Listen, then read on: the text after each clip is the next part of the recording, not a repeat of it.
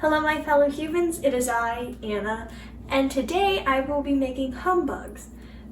Humbugs are little hard candies that are really fun and easy to make. What you will need to make this is a 1/3 cup of water, a 1/4 teaspoon cream of tartar,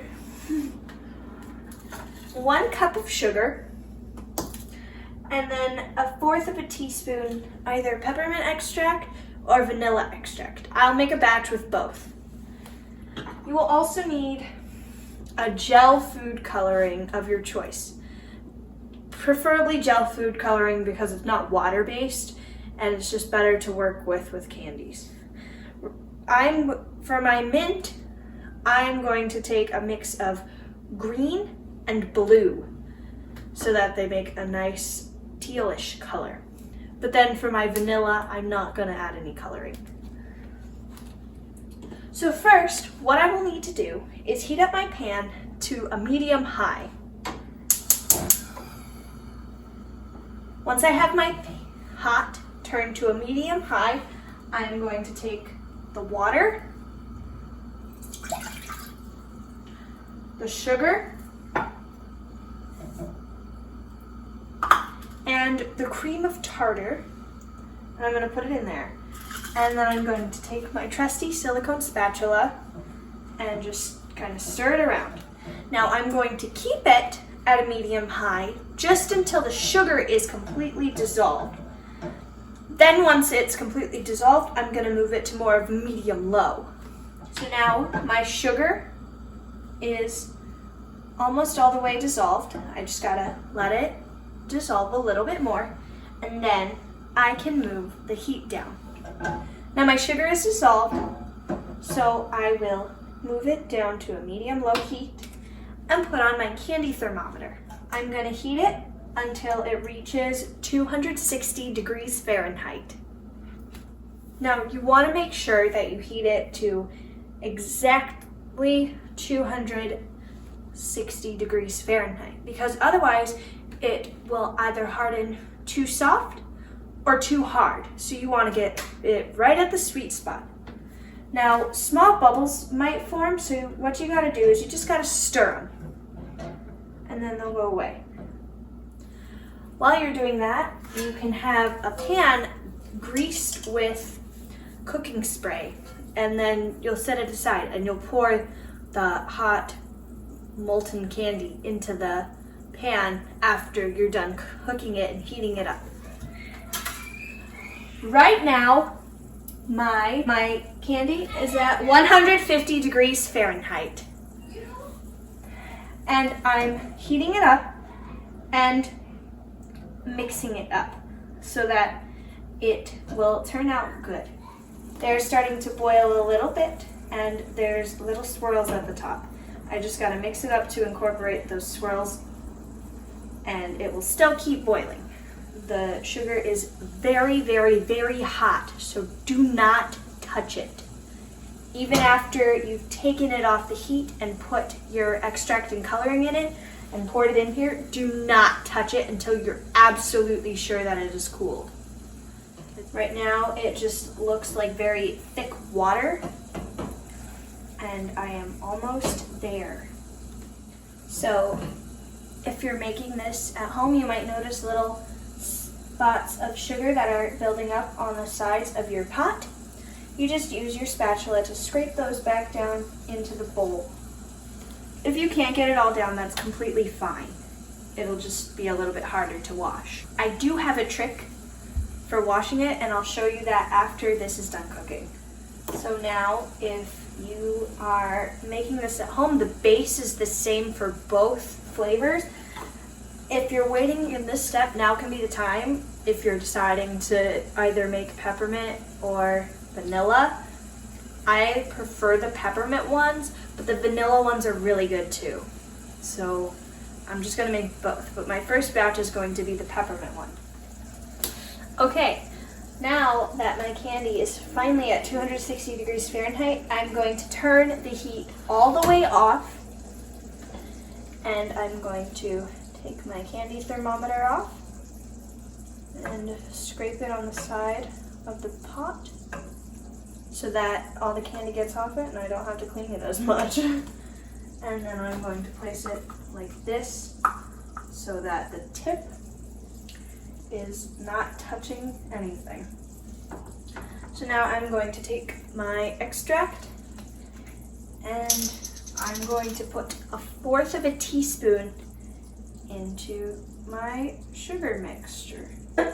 Okay, now I'm going to mix that up. So I got that all in there. And I'm going to take 1 drop of blue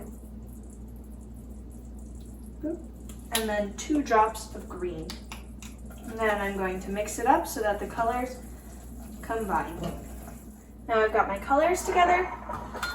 It is time to be very, very, very, very, very careful and pour them into this cake pan. I'm just gonna pour it in there. And then take my spatula and just scrape it in there.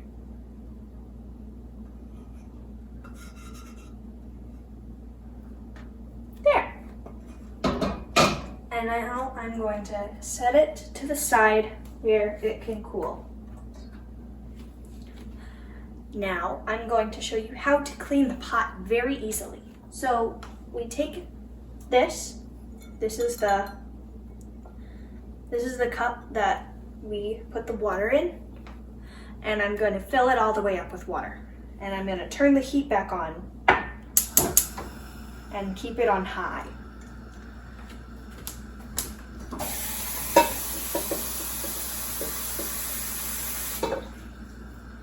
Okay, now that I've filled this cup with water, I'm going to put some of it into this pot and just let it be in there. Now, the candy that was on the sides of the pot should start melting, because the water will dilute it so that it's not as sugary and it won't set up, and you can pour it down the drain.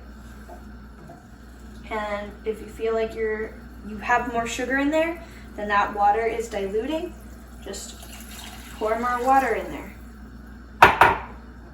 While you're doing this, your previously created candy is cooling in this pan. Be careful about the sides of the pan, because now that we poured very hot candy in there, the sides of the pan are also hot.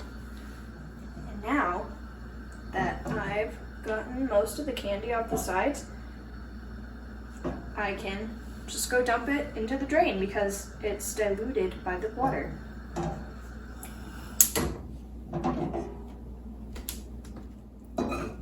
Okay, now we're going to take some rubber gloves and put them on.